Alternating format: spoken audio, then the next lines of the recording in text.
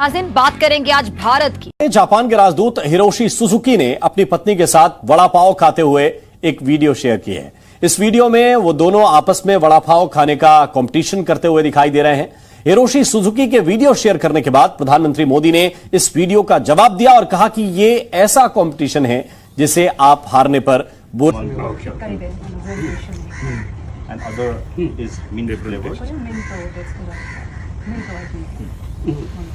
Would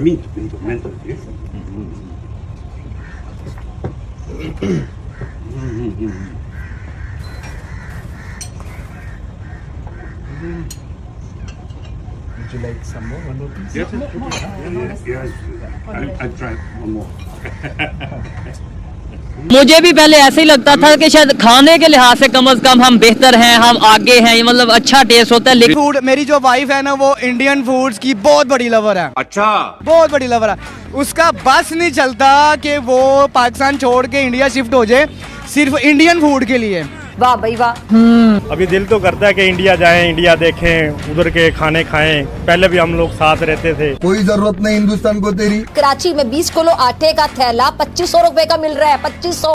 इस तरह international delegation आया है तो इंडिया उन्हें कोई मतलब दूसरा कल्चर नहीं दिखाता, उन्हें उनके साथ अपना कल्चर शेयर करता है, उन्हें अपने रंग में वो कहते हैं ना रंगा लेता है। और बिल्कुल ऐसी बात है, अगर हम उनके जितने भी शोज देखें, जितने भी डेलीगेशन वहाँ पर आते हैं, वो अपना कल्चर बिल्कुल बरकरार रखते हैं और सामने वाला उसको एक्सेप्ट भी करता है। भूखे बंदे के साथ कोई रिलेशन नहीं होता। पाकिस्तान इस टाइम भूखा नंगा मुल्क है। हर बंदा कहता है ये हमारे पास आया होगा इसी सिचुएशन के लिए आया होगा।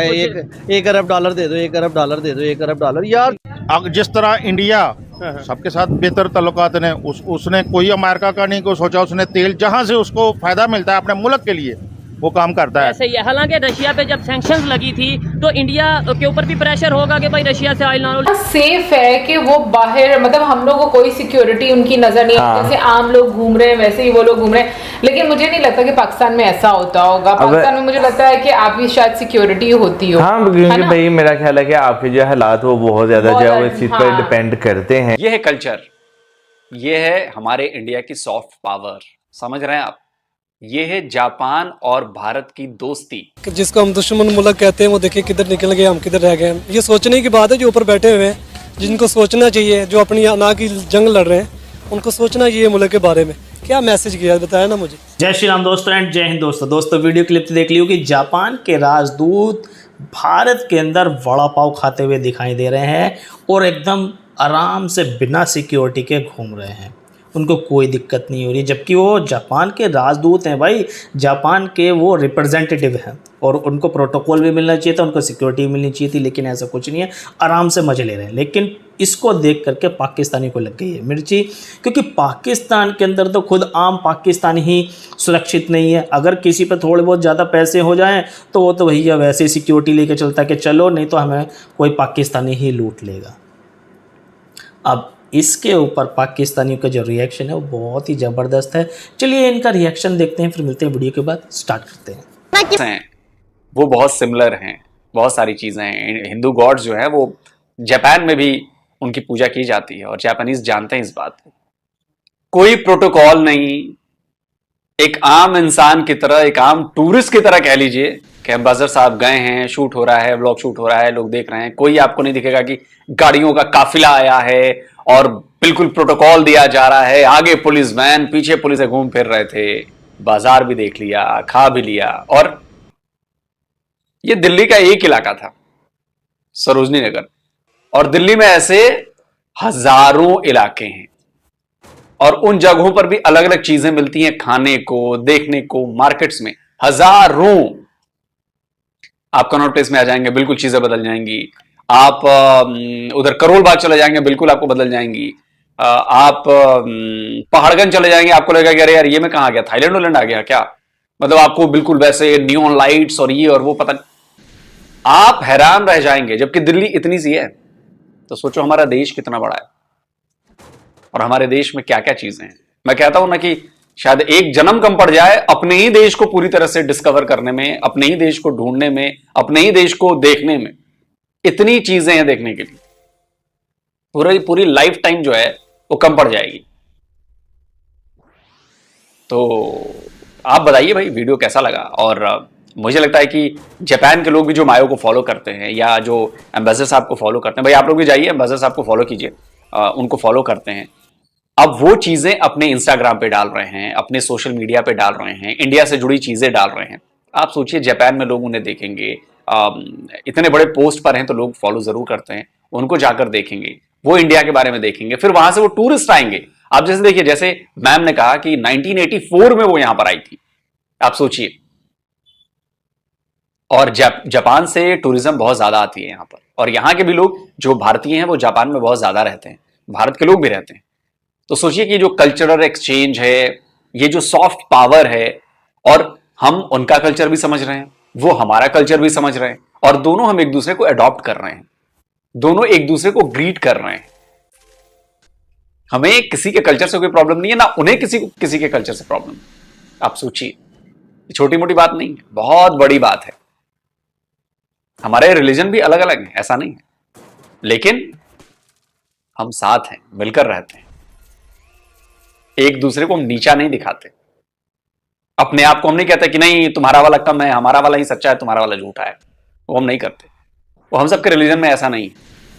तो इसीलिए प्यार बढ़ता है, दोस्ती बढ़ती है, और इज्जत बढ़ती है, सबसे बड़ी बात। इंडिया की प्राइस है ना मैडम, उधर तो पेट्रोल भी बहुत सस्ता है, हर चीज़ सस्ती है, लेकिन यहाँ पे क्यों नहीं हमारे मुल्क के अंदर, मुझे तो समझ नहीं आ रही। मैंने कहा शायद यहाँ कोई नया स्टोर बन गया है या ओपनिंग की है। यार हमारे मुल्क में यहाँ पे तो छोटी सी बोतल जाए, वो शीशे की बोतल नहीं है, रेगुलर 50 की बिक रही है, हाफ कितने की बिक रही है यार, 70 रुपये की बिक रही है।